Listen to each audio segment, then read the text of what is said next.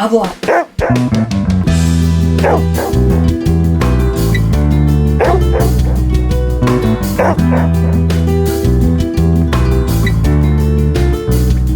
All right, we are rolling. Welcome to another episode of FitPet Boston Talks. This is going to be episode number 43. I can't believe we already have 43 episodes. This is crazy. But I am here in the home studio today with Mike Krish. He is the owner of The Perfect Walk. Did I pronounce your last name right? Yeah, right on. Mike Krish. Yeah, awesome. And we are also joined by Ruben, who's chilling out with us today. And thank you so much for tuning in. Thank you to those of you that sponsored the podcast on Patreon. I have a $5 tip jar set up, and it really helps me with, just like regular production type of stuff, keep everything going. So thank you so much for contributing to the podcast. I also wanted to give a shout out to Create Escape 2 in Belmont. Create Escape 2 is in Cambridge. If you head in there and you check out any of their merchandise, you can use the code FPB15 and save 15% on your purchase.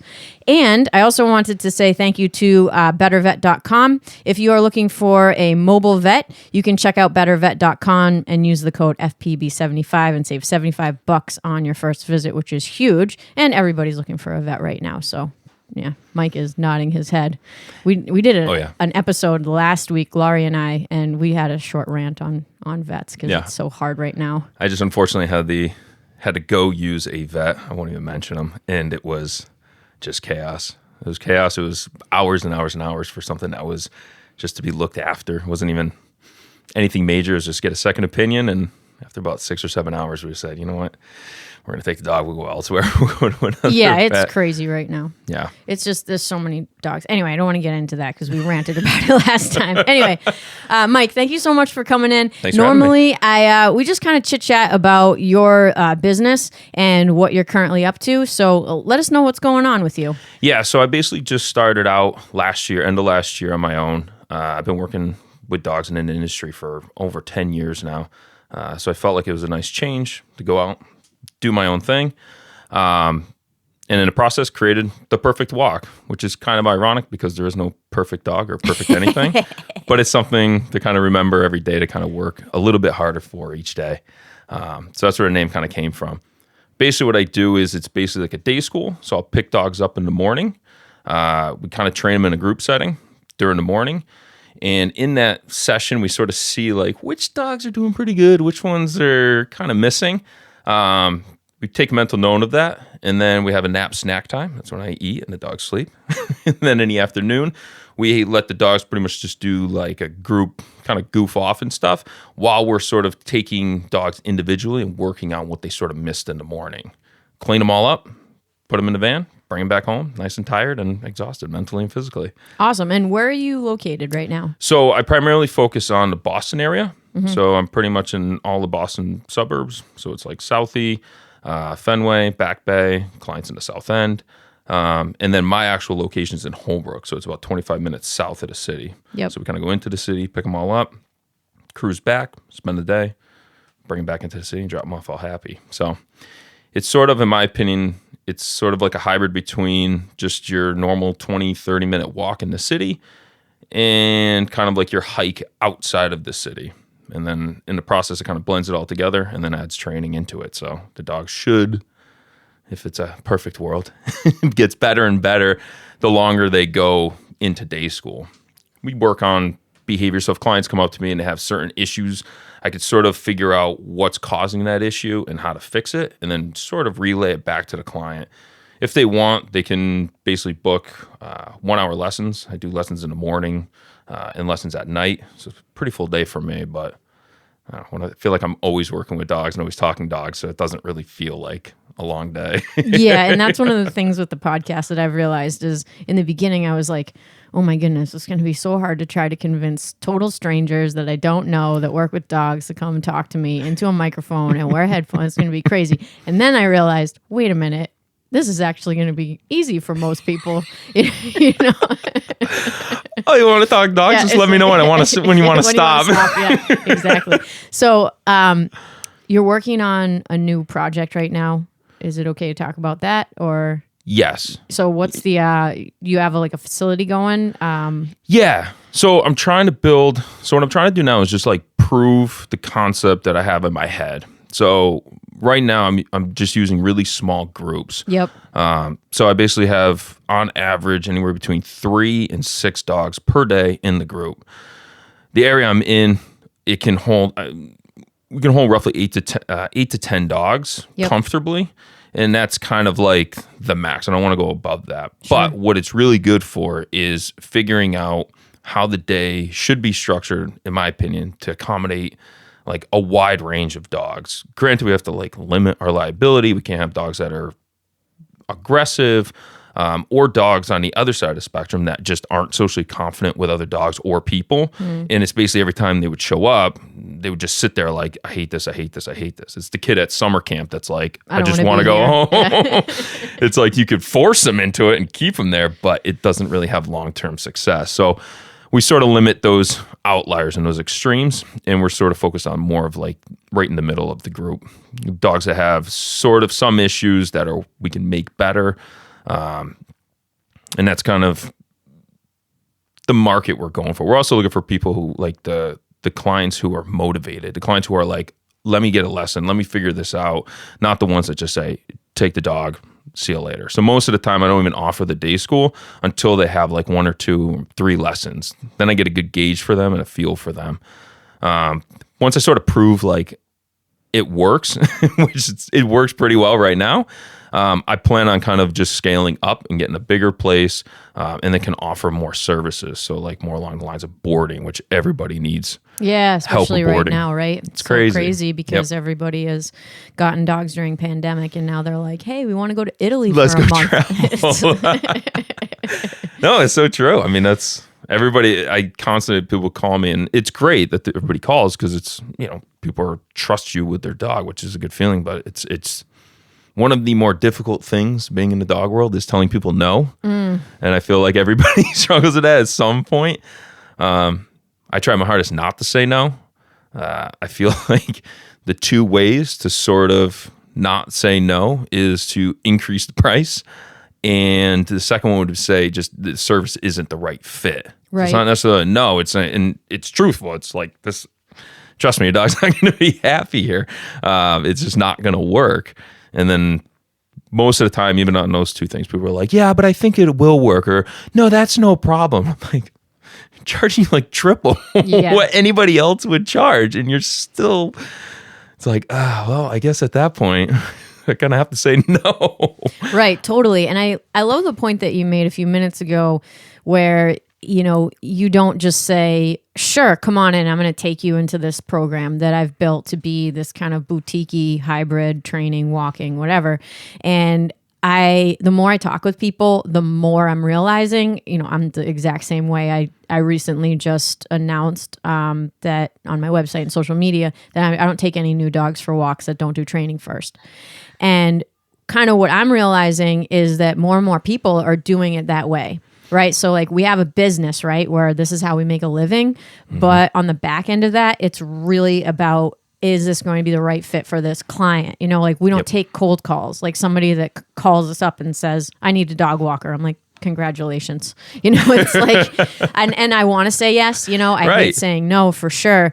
But what I'm realizing is, all the people that are actually really good at what they do, they structure their business in this way. Yeah. And so I think that the public kind of needs to hear that too, because most people don't realize that. Like they call a business like they're calling the dentist. Yeah. And being like, hey, when can you squeeze me in type of thing. And it's not like that when you're working with live animals and humans that, need to basically change their mentality because most people just don't understand dog behavior at a very basic level. Right. So the more I talk with people, the more I'm like, we're all doing it this way. The public needs to know why. Like we're not being jerks. No. Or like we're not trying to like leech money out of you.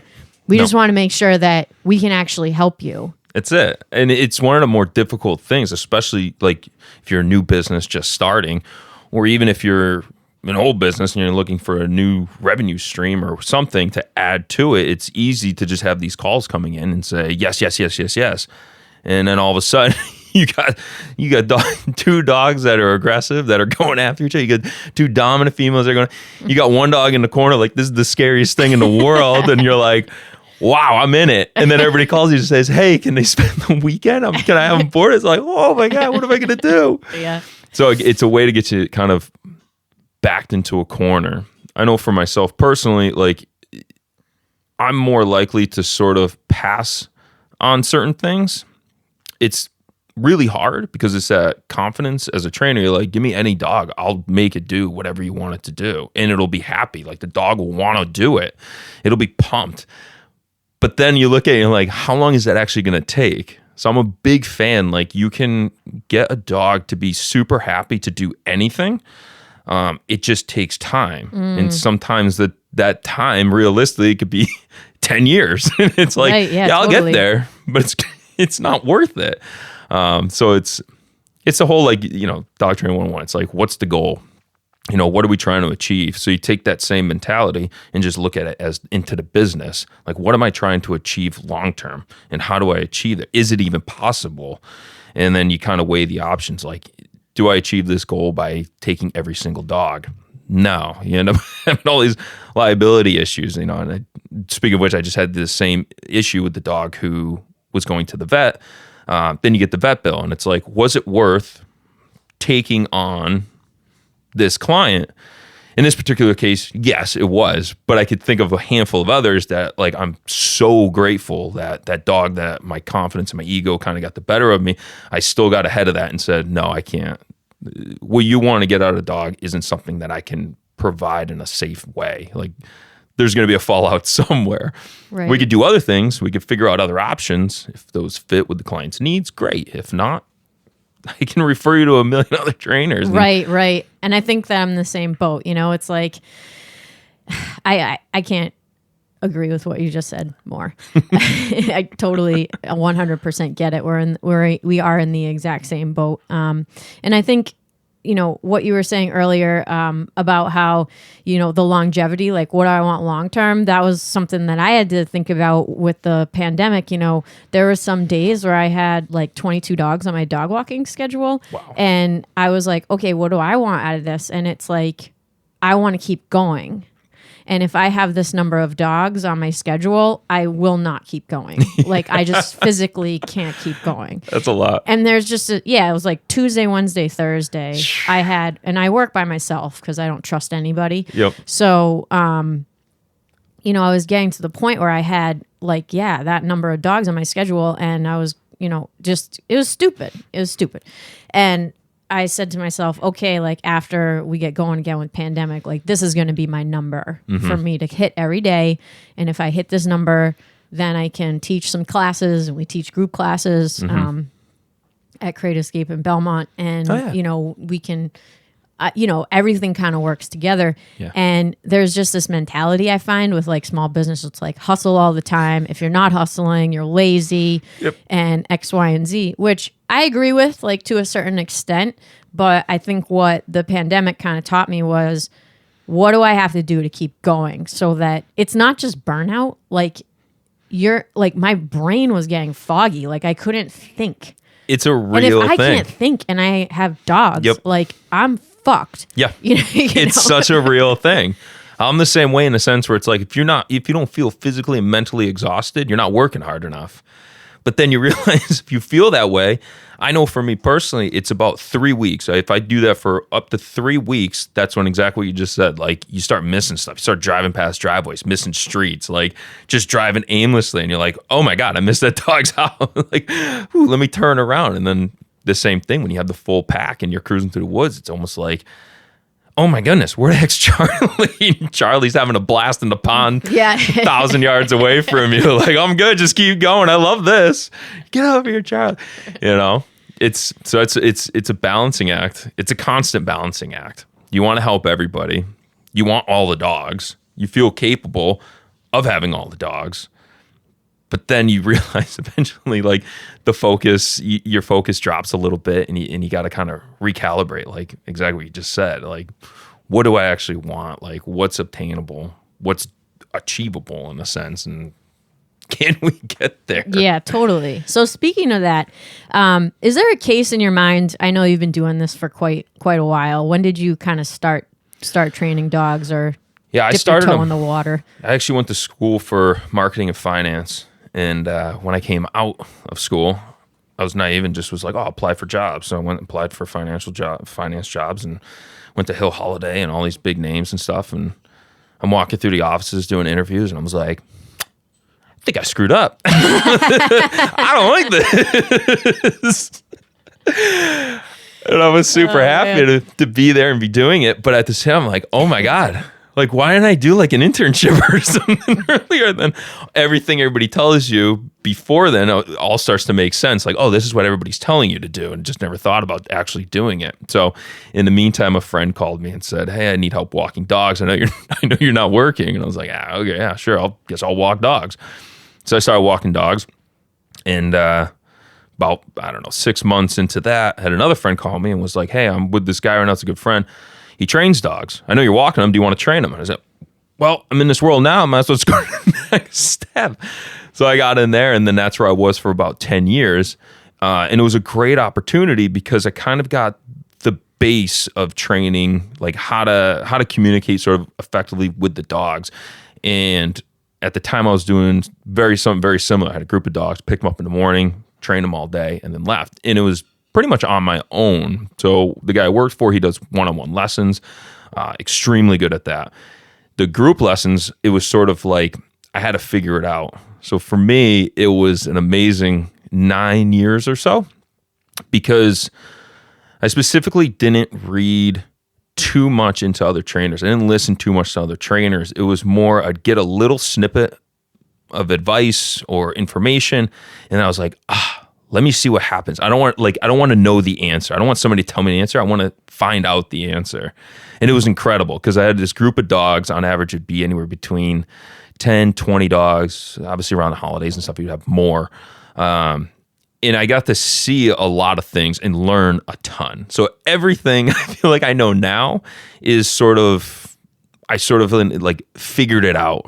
And I do kind of air quotes because everybody had, like, I could have just listened to the Michael Ellis's and figured it out much faster, but I feel like I retained it more and I learned a lot more in the process. And one of my favorite moments was probably 6 years into working with the dogs.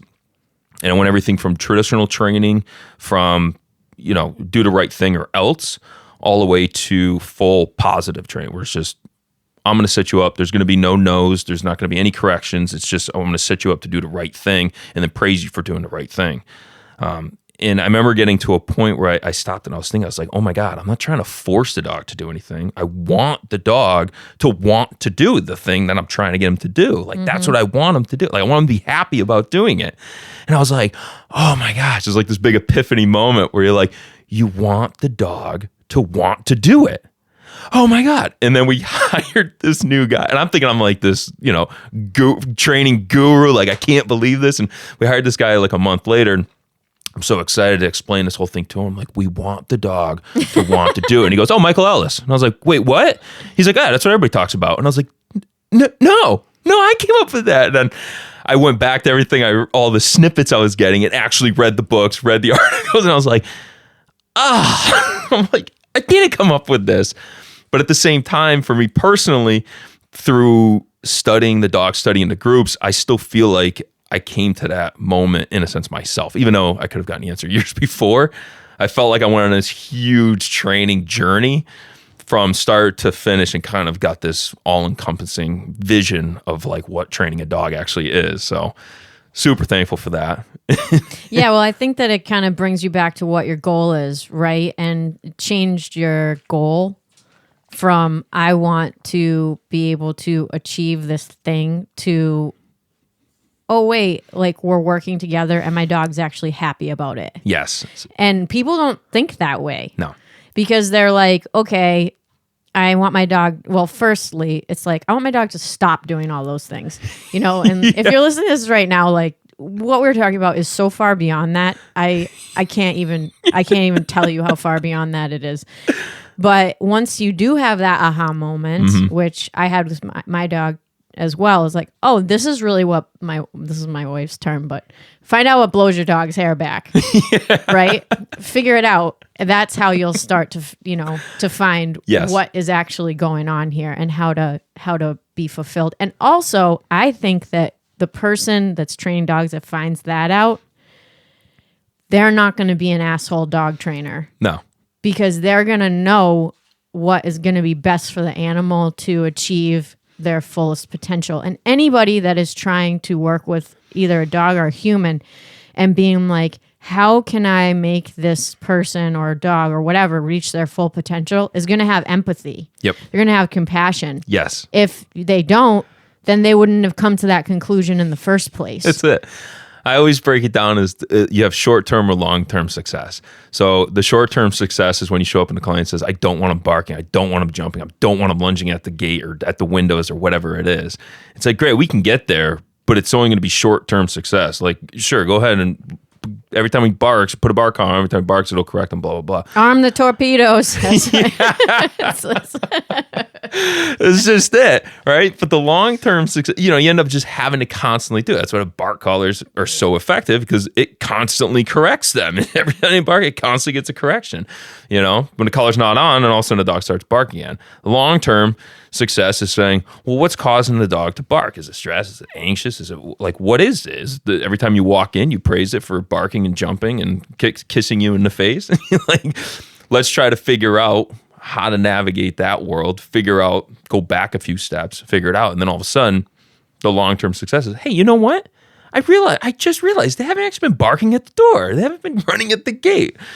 And they get most of the time, the clients will get so into like the training aspect of it that the result that it initially were looking for comes as like a surprise. They're like, oh, I'm trying to get him to do, X, Y, Z, whatever it is. And they're getting so close, blah, blah, blah. Like, I just really want them to get there. And then you're like, but have you realized that all the other behaviors you were complaining about from day one aren't even close to being a problem anymore? And I'm like, oh, you're right. I'm so engaged in getting them to do these other things now. They're not doing the bad thing. I was like, it's funny how that works out. Yep. Give them something to do that they want to do. And all the bad stuff kind of just falls to the wayside. So. And I also think that dogs aren't emotional, so they're not lazy. Yeah. Of course they need sleep. Don't get me wrong. They have a big brain. They need sleep. Okay. They're going to sleep all day. Anybody that's like, oh my God, my puppy's in the crate all day. Yada. It's like they're growing and they have a big brain and they need to sleep. But they want to work. Yeah. And of course some, like Ruben, for example, his window is short, right? He can focus for like 5 to 10 minutes and other dogs will be able to do longer. These are all things that are different dog to dog. But generally speaking, when they win and when they do something well and they whatever, like they want to keep doing it. They're not like us where they're like, oh, I'm bored, I'm tired, I'm thirsty, I need a snack. I need, all of these other items. Like they're much more focused than we are in a lot of ways. So I think that knowing that about the dog, it can be empowering because then, like I said before, of course you have to be sensitive to them, but they're not lazy like we are. No. They don't need like loads of like amping them up, to go do it. No, it's the whole analogy to the 2-year-olds and the 3-year-olds. Like, 2-year-old raises his hand, you laugh and clap, and they're like, they look around like, oh, you like that? I can do it again. I can do it again. I'll do it again and again and again, and they keep going. It's the dogs are no different. They find that thing that brings you joy, and all of a sudden they're like, I'll do that. I'll do that really good. I could do that even more. They're all jazzed up over it. The other good point you just made was on how much can you sort of work with the dog. So I get a lot of clients, they ask like, how long can I do this? Like, can we do these constant, like train them for an hour, train for 2 hours? And I always tell them it's kind of based off the dog. Like if they give you 5 or 10 minutes, it's kind of all like giving you. I mean, you can sort of push it a little more, but it's not going to make that big of a difference. If the dog's giving you the hour to 2 hours or throw the ball again, I mean, you can take advantage of that in a sense, but it's really based on the dog and how much they're willing to give you to perform, to work on it, to get those behaviors through. It's that whole mental taxation on the dog where they're just like, I'm done. I can't do this anymore. Can I Gotta chill out for a second. It's like, all right, take a little breather. Like, yeah, and it's sometimes you have to learn your dog too. Like I messed up and exercised him too much in the heat right at the beginning of June. And he got swimmer's tail for like a month. Oh no! Yeah, it was horrible. Swimmer's tail. Yeah, and he doesn't. It was just from playing, but he got this like his tail's totally down, and it wouldn't go back up, and yada yada. And I thought I broke it, blah blah blah. But it was like, and then I took him out again to play frisbee, and it started to go down again, and I was like, oh my god! And it's one of those things where, in our perspective, it's like, oh, I'm just playing with my dog for 5 to 10 minutes. Yeah. But from their perspective, I'm exhausted, but I want to keep going. Yep. But if you don't stop me, then I'm going to get hurt. So I need you to bring me back to the car. And I feel like Frenchies do that the best, where they go, I'm just going to keep going. And I just threw up and now I'm overheating. Can I have a cold blanket, please? I'm actually dying. And you're like, why would you keep running? Yes. And I used to think, oh, it's just working dogs that will, because they talk a lot about that with like Malinois and whatnot. They'll play until, they get heat exhaustion and die. Yeah. But I think that any dog, if they really are into it, will get there. It's just that they might get there a lot faster than a Mal or a Shepherd or something like that. So you have to be careful. Yep. Once you find something that your dog really likes, then it's your responsibility to know, okay, this is too much, or I'm pushing too hard, or whatever, whatever they can handle. Because I'm thinking, okay, he's a little guy, really fit dog, whatever. I played with him for 15 minutes in 90 degrees, and it made his tail limp for a month. You know what I mean? So it's like, oh my God, I felt so terrible. Sad. It hurts. Like you're so like, I did this. Like, I'm so sorry. And it was so ugly. So like I'm vain, and I'm like, if his tail stays like, I'm gonna be so pissed. He's not gonna look good in pictures at all. It's like, well, it's like those memes where it's like you step on your dog's paw, and it's like the end of the world, and it's like they got the that commercial where they're like, for 5 cents you could save a dog. It's like this, you're like on the kitchen floor, like, I'm so sorry. Dog's like, I'm fine, let me go. I know.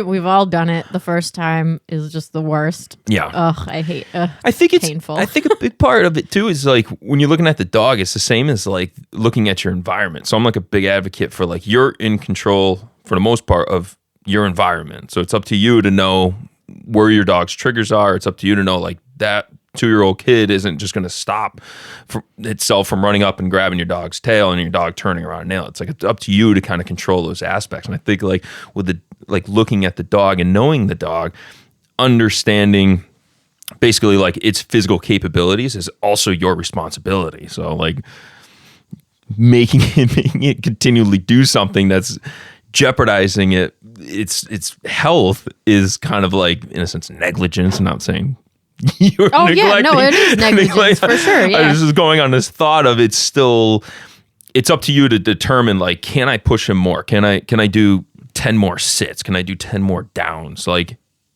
on this hot asphalt or whatever the case is, And I think sometimes as trainers, we get sort of carried away. We get that hit of like, oh my goodness, the dog just did it. Like, oh, will he do it again? Oh my God, he's getting better. And you get into this routine of like, let's do it again. Oh, let's do it again. And you're like, oh my God, I've been doing this for an hour. And the dog's sitting there looking at you like, enough. That's all I got. I'm trying. I want to keep going. I want to keep performing, but I'm so tired. And you guys say, okay, that's enough. I got a little too excited. Well, yeah. And I think the trainers tend to be type A, like success. Yep. I like doing things that are working. Yeah. I want to keep doing them. I'm motivated too. And I see that a lot in my own training sessions. And I totally know what you're talking about. I think a lot of trainers are like that because we see success and then we want to keep getting it and keep getting it and keep getting it. So that's a great point. I think it's something that we probably do. I think one of the greatest joys as a trainer when you're with a client is you're sitting there and you're explaining the theory. Like, okay, so the way this should work is the dog will see you, blah, blah, blah. It'll see the treat, and then it's going to do this, blah, blah, blah. And if we do this more and more, this should be the result. Like if we do this more, it'll learn that behavior, and the bad behavior will start to reduce the bad behavior. And you explain this for 5-10 minutes, whatever it is, and the client's like, okay, sure, sounds good, blah, blah, blah. And then all of a sudden you demonstrate it, and the dog does exactly what you just, like, how did you know that? And you're like, you get thrown back a little bit most of it. I feel like the more you're training, the more often you see this happen. But it's still, I mean, after 10 years of doing it, you explain it, the theory, and see it actually happen is like, there's nothing better.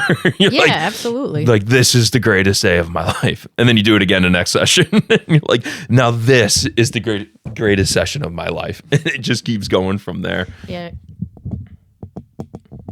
Perfect. Wrecking your equipment. No, not at all.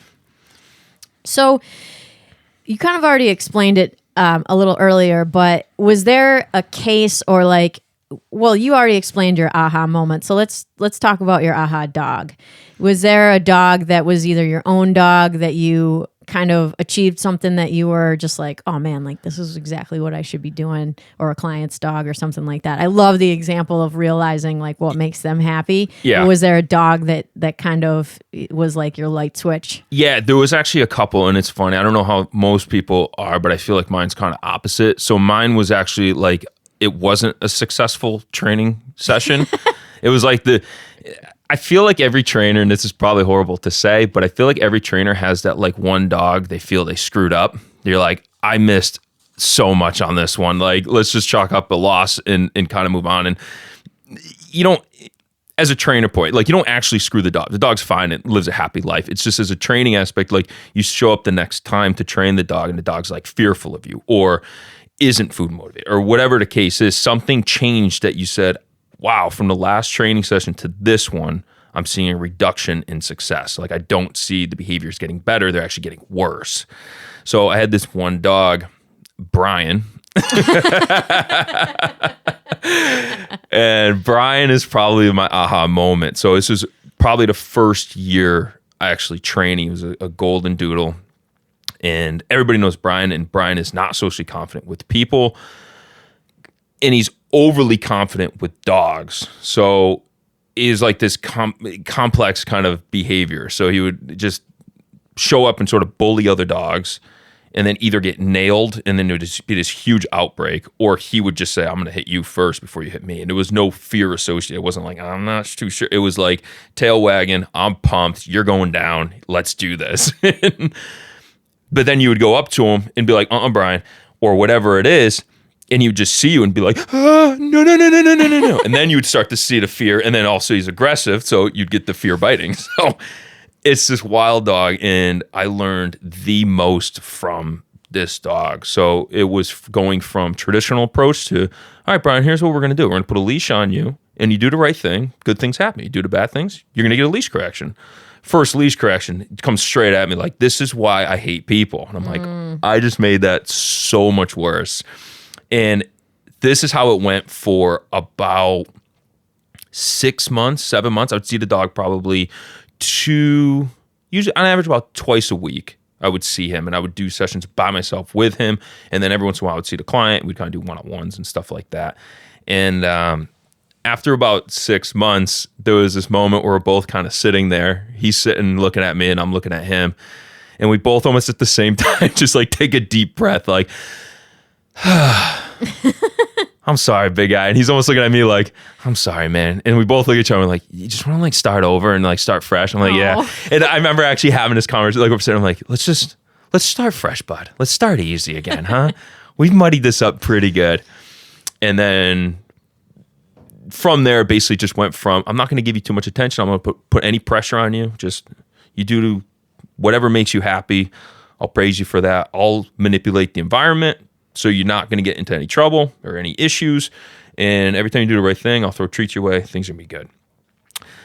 About a year after that, it was that moment where, just like I was saying with other clients, where you all of a sudden realize like, hey, Brian's doing pretty freaking good. Don't touch him or anything. Don't go towards him and don't really put him around certain dogs, but he's doing really well. Like he's meshing with people. We could take him places. We could do things.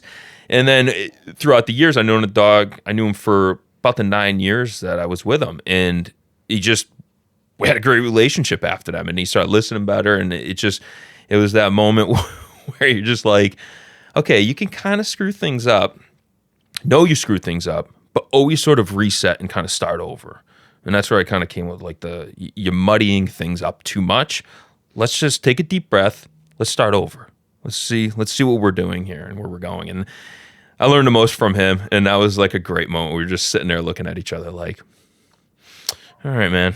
Let's start this thing again. We can do this. We can do this better than we just did it in the last 6 months. Well, I think that brings about a really good point because, Laurie and I don't do board and trains for that reason. Yeah.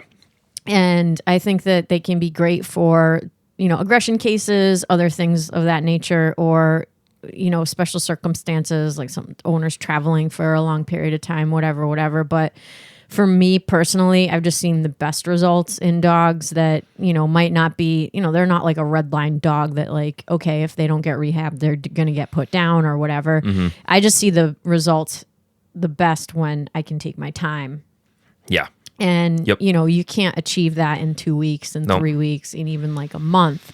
And I think that that's a really hard thing for people to get around their head. And so I'm glad that you went ahead and explained the situation with Brian, because it's, for us, it's like, all right, we're going to go to boot camp. Yeah.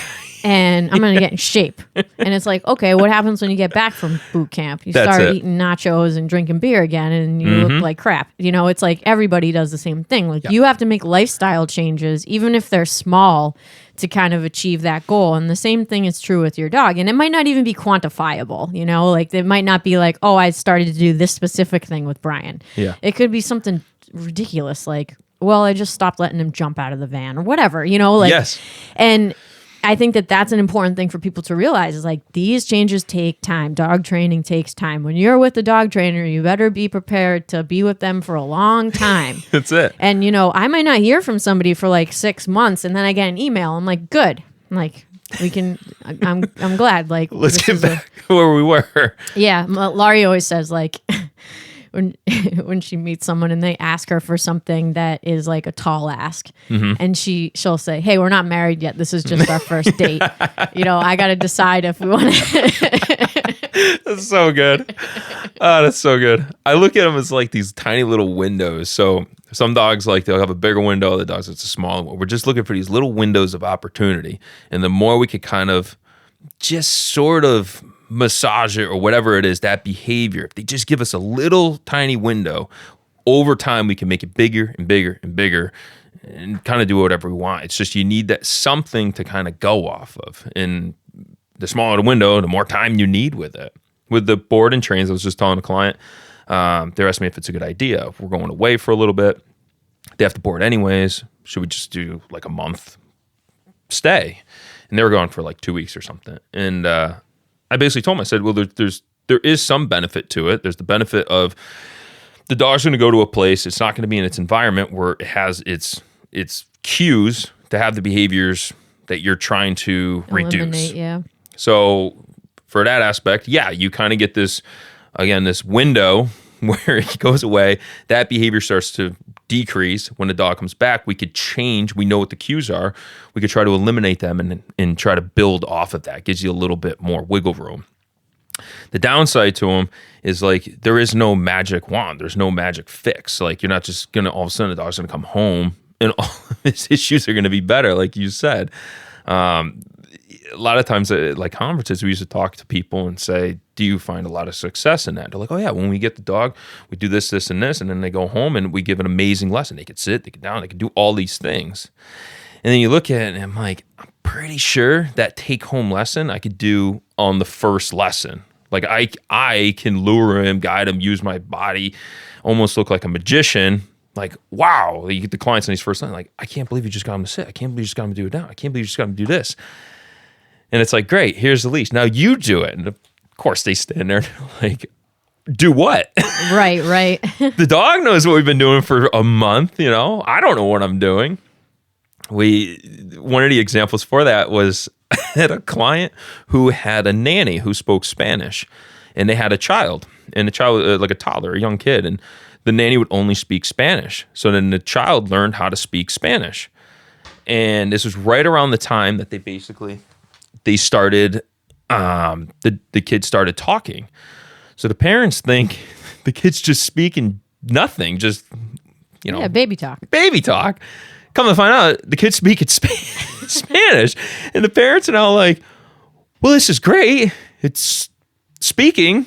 Yeah. We want it to be bilingual, so that's great, but we don't know Spanish. So it's like we can't communicate with our kid in Spanish. And I feel like, the board and trains or the staying trains are the same thing. Like the trainer and the dog learn a language, and then the dog goes home and the client doesn't know it. They don't know what the language is. Right. So it's such an interesting concept. I think there's value to it. But at the same time, it's if the value you're looking to get out is that your dog's going to magically change when it comes home, it's going to be the best dog ever. It depends on the dog, and it depends on, what the client considers to be like the behaviors you want. Other than that, if you have an extreme case, I don't feel like they're that effective. Yeah, I think that I have seen like both sides of it. But I think that for me, the bigger problem with I think board and trains can be great. I think they're great. We've had a bunch of people on the podcast that do board and trains as their like main nice thing. I think that they can be great. I think that what needs to change is like what the public's perception of it is. Yeah. The public's perception is, I'm going to send my dog away. When they come back, they're going to be X, Y, and Z. Mm-hmm. And I think that it just puts a lot of pressure on the trainer to try to convince people that like that's not actually what's going to happen. Yeah. And that's okay. Like these are your expectations that are slightly different than what you think is going to happen. Are you okay with that? And if they say yes, then sure, go ahead and, go forward. But to think that you're going to have like a robot dog when they come back from a board and train, it's like just not the case, I remember a couple years ago, we took a dog. We sort of did like a hybrid version. The clients were leaving for a little bit. It was a younger dog. And they said, can they board for 2 weeks? It's great. And then I remember, I think it was the father was wanting to get, it was a spaniel, and was wanting to get into like the whole bird sporting world. And so I took it on myself. I said, all right, cool. This dog's going to be awesome. But in 2 weeks, give me 2 weeks every day. We could do some stuff here. And the dog showed all great signs. It was eager. It was eager to please and all this stuff. And I'm like, this is great. This is going to be awesome. So 2 weeks come and go. I'm pumped. Dog has a great recall. Runs out into the fields. We can get to whoa, stops dead. I'm like, this is insane. I mean, this dog's only 6 months or so. It's kind of interesting because I have another client now who pretty much the same breed, and it's like the dog is exceptional. But it's almost like I have to clarify in case the client thinks I'm talking about her. It's not you.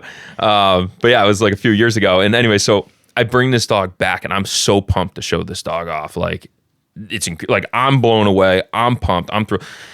And the wife is like, oh, this is great. Like, awesome. And like walks away. I'm like, okay. Well, not the response I was hoping to get, but sure. So I'm like, Dad's going to be all pumped up about this.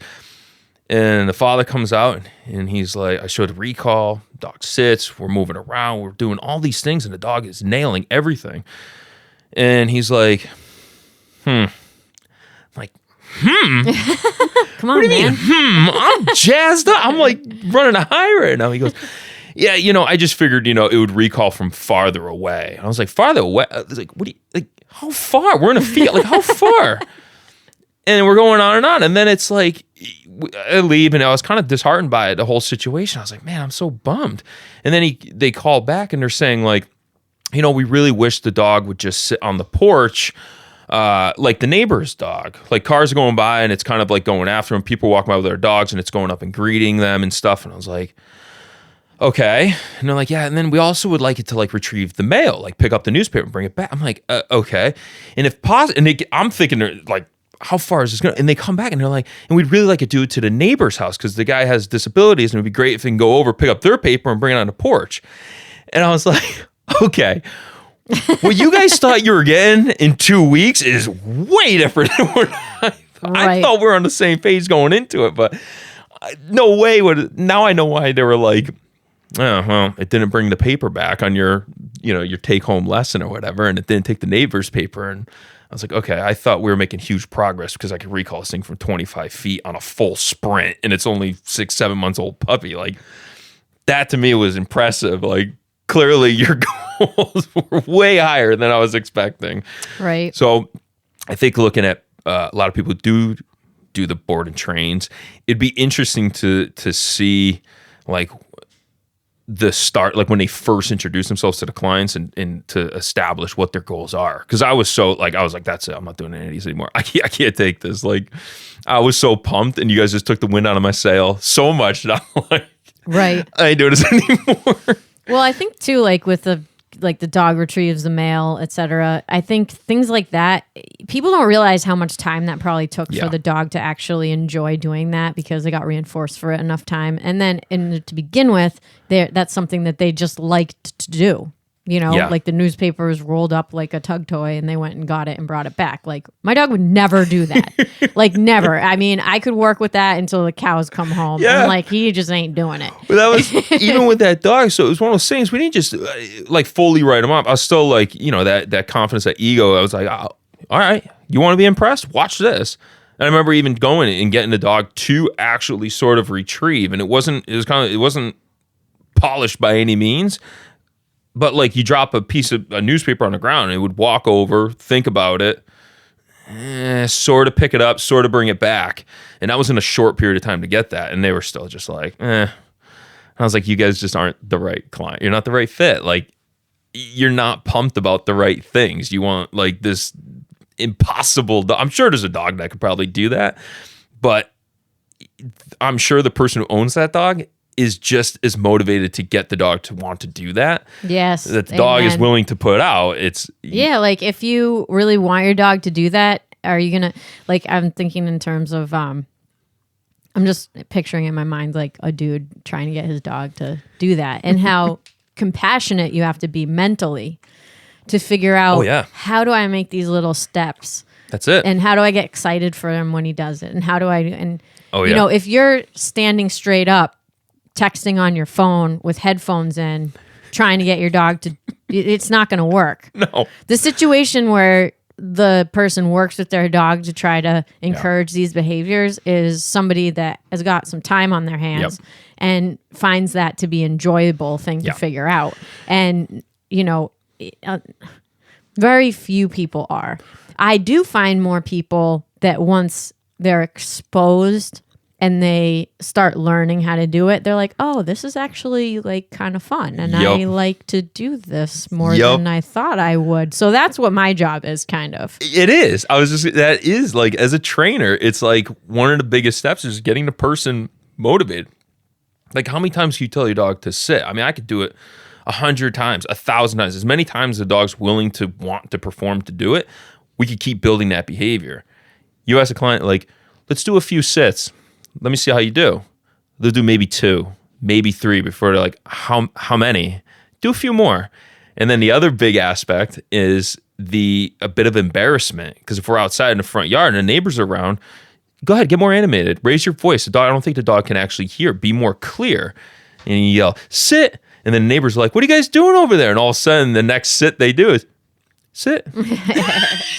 Like, little stage fright. It's just this. So then, you know, it goes on that classic, people, when you talk to people with behaviors, like, it sounds like they need more physical engagement. Oh, no. They get tons of it. We're outside all the time. Well, how long? I don't know. You know, we let them out in the morning for at least 30 minutes. Okay, and? Well, then we go to work, then we come home and we let them out again in the afternoon. Okay, for how long? About 30 minutes, and we feed them and stuff. So they're outside for a total of an hour a day by themselves, or are you out there? No, we just let him out. He just goes out and kind of lays down and chews his toy. Okay, that doesn't right, exactly. That doesn't go. You know, you come up with this huge game plan and you're like, wait a second, I think my theory that it just needs more physical engagement might be actually right. You told me, before you're getting tons of it. And comes to find out, it hasn't. Same thing with training. It's like, well, how many sits did you do today? I don't know. Like a handful, like 5 maybe. It's like, where did you do them? In the kitchen. Did you do them in the front yard? No. Did you do them on their walk? No. Well, then how do you expect it to sit when you go out to the grocery store? Like, put in a little more work. I hear you. And one thing that I've realized, I think just this past year, is the more, I know it sounds ridiculous, but like the more time I spend, especially with Ruben, because he's so reactive to environmental stimulus of any type, but the more time I spend with him, just sitting outside with him, I could be distracted too, but I'm able to see when he is alerted or aware of something and be able to be part of that behavior for him. Yes. The more, the better our training is. It's huge. And I'm talking like, we're lucky we have a yard, right? Yep. We have a few of them like separated, but one with like grass and one without. But when I spend time with him outside where there's birds chirping, the wind is blowing, cars are pulling up, things are like indoors, it's like he knows what's going on in here already. But if I or I'll do it on the front too, where there's no fence, and I'll just like let him wander around. Yep. But if you just do that and supervise and, you know, he cues up, you call him to you. Okay, Yep. well, you just did a repetition of a recall with a distraction. Yes. Even if it's mild. Yep. And, you know, so many times we just dump our dogs outside and don't participate in what they're doing. And if they're out there just chewing a bone, sit out there. Yeah. If they get up and they walk away, what are they walking to? Exactly. What are they doing? Did they see something on the ground? Are they sniffing something? Like, you'll start to learn more without knowing it if you just start freaking paying attention. Like, get your head out of your phone. Just sit there. It's and huge. Just sit there and watch. I remember in the very beginning when I met Laurie, we had an aggression case, and our buddy Steve, who's been on the podcast before, is so great. Laurie said, Steve, I have this aggression case. Like, you know, can you help me with it? And I remember him being like, yeah, sure. Let's clear our schedule. We're going to put him out in the yard and sit out there with him all day. And he's like, that was his technique. And he's dead serious. Oh, dead serious Yep. in the beginning. He's like, let's just watch him and see what he does. And I think most people would be like, what is he talking about? And it's like, the more I learn about these things, the more I realize how much time really does go into it, which is a tough thing to market to somebody that is having a problem or needs a quick fix or has this really high expectation like your clients did with getting the newspaper and just sitting on the porch. It's like, how do I get my dog to sit and do nothing? It's like, oh, get a stuffed animal. I don't know.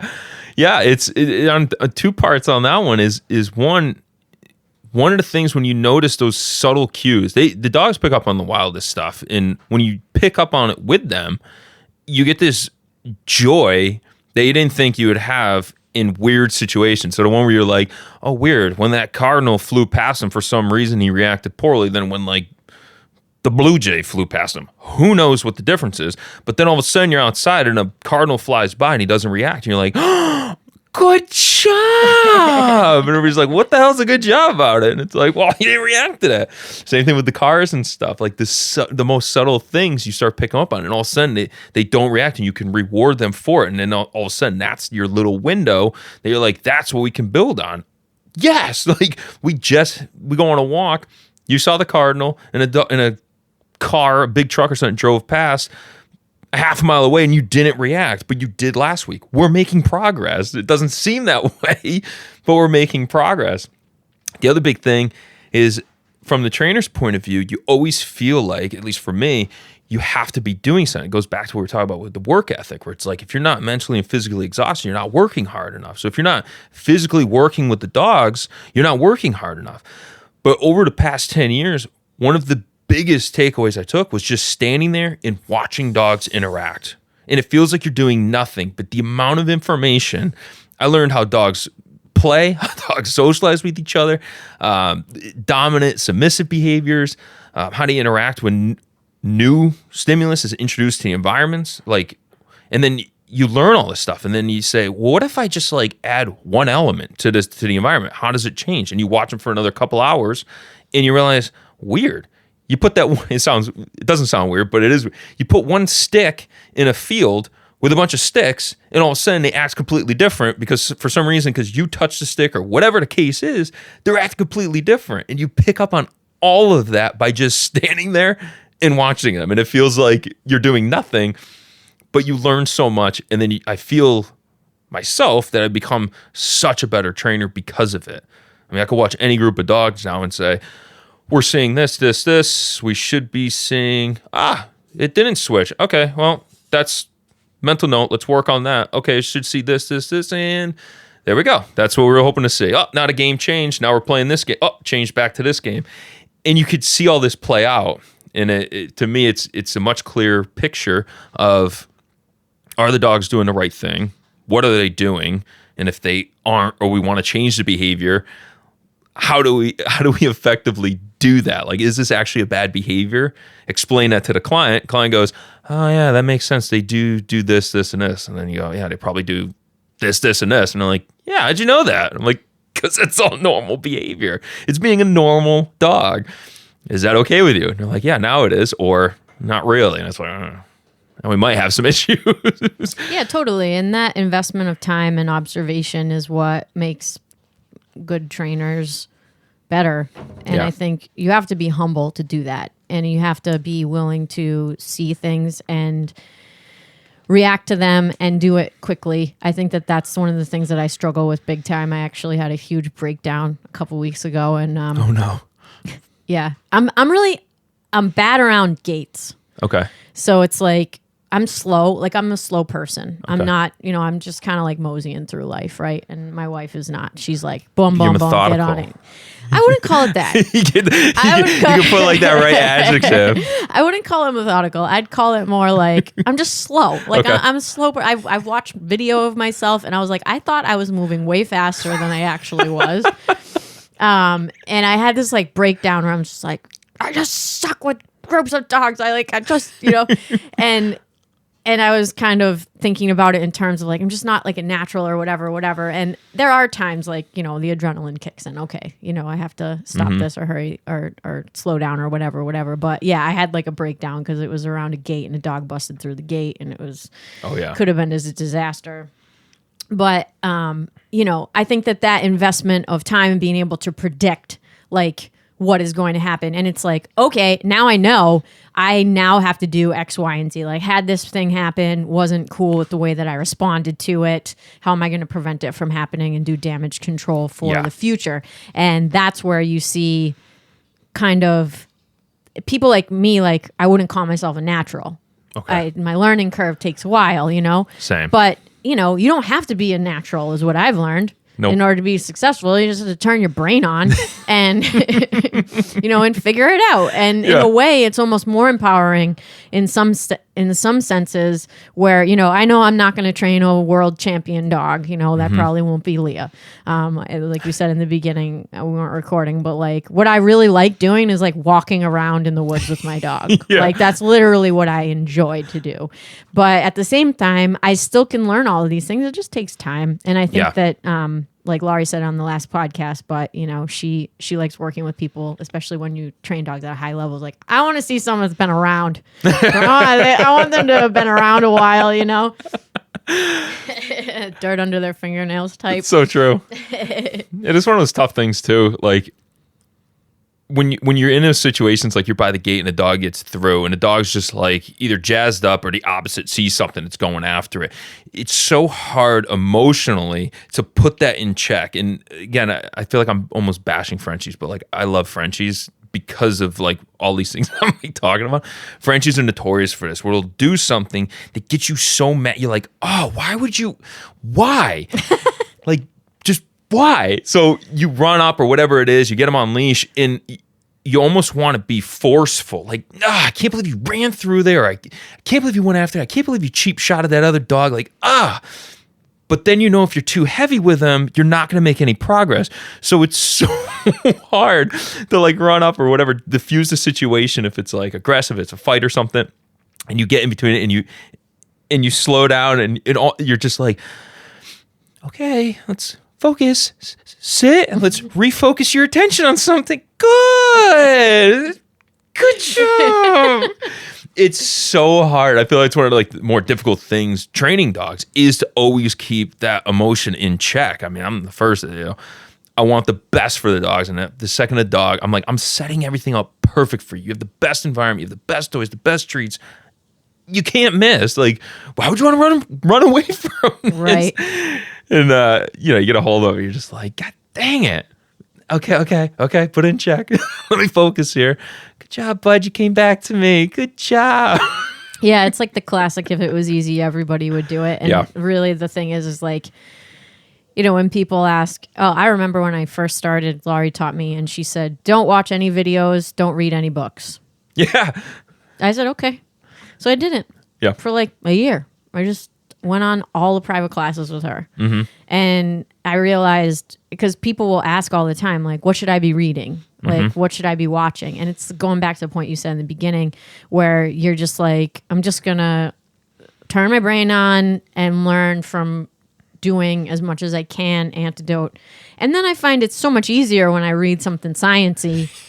Okay, now it makes like 10 times more sense than it would have 5 years ago. Yep. For me, I've been doing this a lot less, for a lot less time than you have. But I think that was a great piece of advice that she gave and that you kind of gave too, is just like, just do it for a little while. And then when you have questions, just ask and you'll find the answer. But it really like sinks in once you can do that and be flexible. It's like every dog is different. If it was easy, everybody would do it. So it's true. That's why you hire somebody to give you a hand. If you look at most trainers too, like people who are training shepherds, Malinois, whatever it is, like in groups, when they're hiring new employees, I don't know if this stands for everybody, but most of them I feel like do this. They don't want you to have prior training. They don't want you to have like, oh, I've been doing this for 10 years now. They're like, give me the person who knows nothing about dogs and you can train in my style. You can learn my way. Like kind of what you're saying, like just go out, see how they're functioning, see how they're playing with each other, behaving, and then we'll slowly, as you get more of understanding, it's almost like you ask the right questions and then all of a sudden it's like, here's the book to answer that question.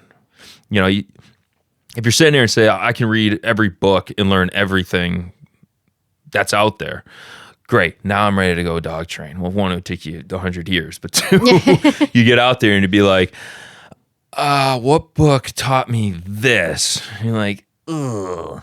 For me, it's just boiling it down to like the most simple way of training. Like in one of the ways to look at it is like, is what I'm doing, if the environment's the exact same, what I'm doing, is it making the behavior better or worse? It's making it better? Great. If it's making it worse, well, let's change something. Right. It's pretty much as simple as that. I mean, granted, as a trainer, it's not just you. You're taking in the client's goals and considerations, and they like certain things, don't like other certain things. So you take that all together and put the game plan together and broadcast it. But I tell everybody, just make it black and white. Like, do something. Great, you did something. They get better or worse. Now where do we go? Do something else. Right. Oh, yeah, I got better. Keep doing that same thing. And guess what? That behavior will get better and better and better. Right. Dogs, I find, are extremely consistent and extremely predictable for the most part. Like we go on walks and a dog will walk off and go sniff something. Well, when I loop back and come back, I can almost guarantee the dog's going to smell the exact same spot again when we come by it. So it seems so simple. But it's funny when we work clients and the behavior we're working on is not leash pulling. The dog pulls in and smells something on the side of the trail. And see, like, this is the pulling we're talking about. You always see Goldens do this. They get real low and they dig in and they just yank you wherever. And then we're walking back and I say, all right, let's get ahead of it. They're going to smell that spot up there, I can tell. And then you get closer and closer. And then all of a sudden the dog, like, alert. Even though I said it, the person gets dragged over to this. And how did you know they're going to smell right there? I was like, you don't remember like 30 minutes ago, they smelled the exact same spot. So I find that if you could set up the environment in the same way every time and do the same thing, the dog will do the exact same thing it did the last time you were in that same situation. And you just build off of that pretty much. Yeah, totally. Just being observant and knowing how to predict, I think is quite key. So, Mike, normally I like to also talk about your own dogs. Yeah. And before we wind down here, but who do you have at home and what are you doing with them? Yeah, so what's crazy is, it sounds odd, but I actually don't have a dog. That doesn't sound odd. Autumn Keene was on the podcast, my last interview, and she had just lost a dog, so she was kind of explaining about that. So totally uncommon. So years ago, so obviously it's a podcast, so you can't see me, but like I'm 6'3", usually somewhere around 250 pounds, 260 on my good days. And I feel like everybody looks at me, and if I have usually I have a beard down to my chest, sometimes I don't, but most of the time I feel like people look at me and they're like, where's your Malinois? Where's your Doberman? Where's your whatever, Shepherd?